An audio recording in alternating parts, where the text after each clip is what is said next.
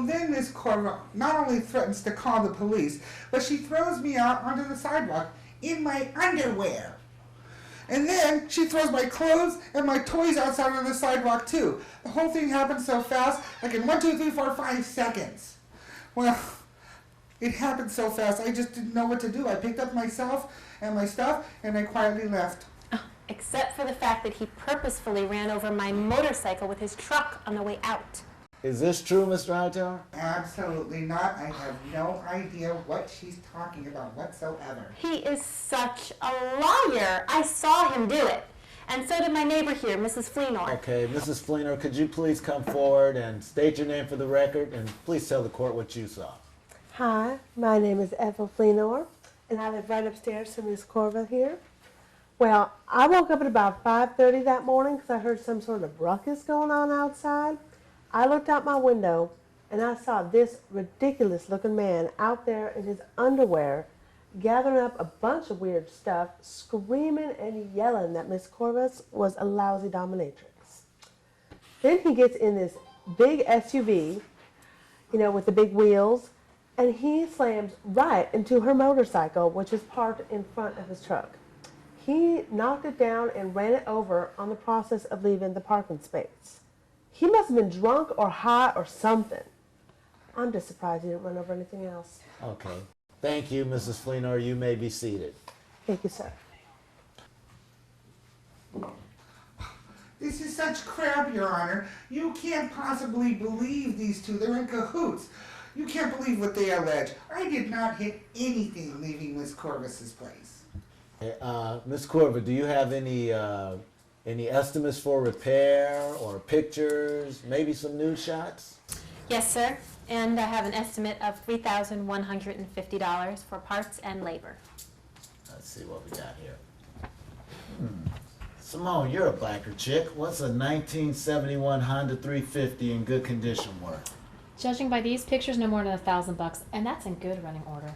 My Honda was cherry and my sole transportation, and it had a lot of sentimental value too. Oh, I also used it as a mobile billboard to advertise my dominatrix services. Oh, okay, Simone.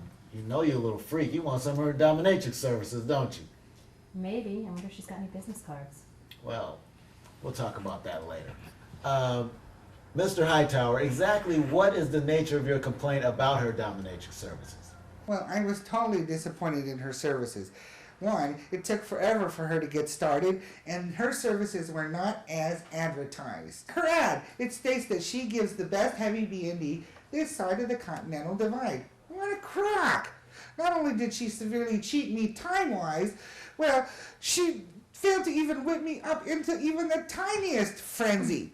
I think she's a two-bit hustler and a crook and a fraud. I want all my money back. Okay, Mr. Hightower. Did you run over her motorcycle as you were leaving her place? No way.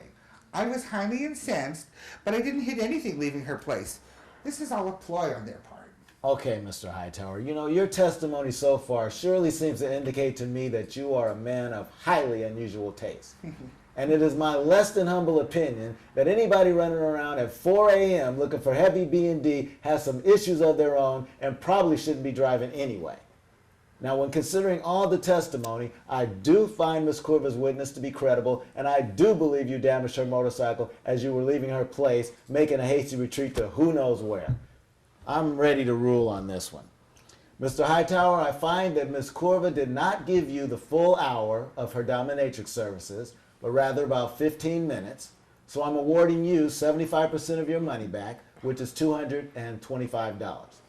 Now, on the issue of the quality of Ms. Corva's dominatrix services, I'm not at this time able to render any decision, but hopefully my sexy bailiff and I will have the opportunity to research that aspect of this case later, because I want to watch. Now, to the countersuit, the damage to Ms. Corva's motorcycle. I do find you responsible for that damage, and I'm accepting the expert biker witness testimony of my sexy bailiff here. And I'm valuing the bike at $1,000.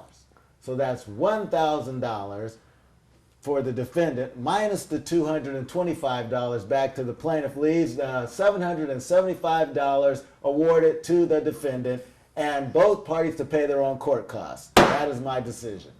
Judge, you gotta be kidding me. Way to go, loser. No, I am not kidding you, and that is it. That's it? See your way out of my courtroom.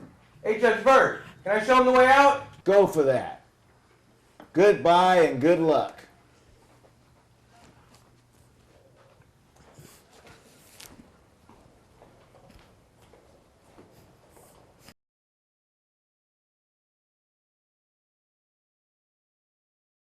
Well, ladies and gentlemen, Judge Vertigo called it right again as usual. The litigants are exiting the courtroom. Let's see what they have to say.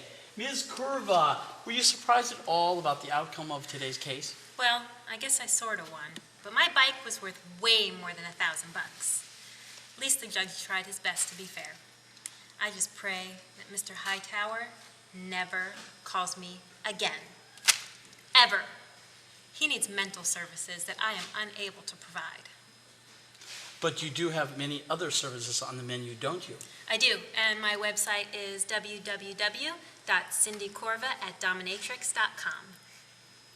Okay, I didn't get all that down, but anyway, ladies and gentlemen, let's let Cindy go. Bye-bye. Thank you very much. I'll call you tonight. Sorry. Ladies and gentlemen, and here is Mr. Hightower making his way out. Let's see what he's got to say. Mr. Hightower, you look a little bit disappointed.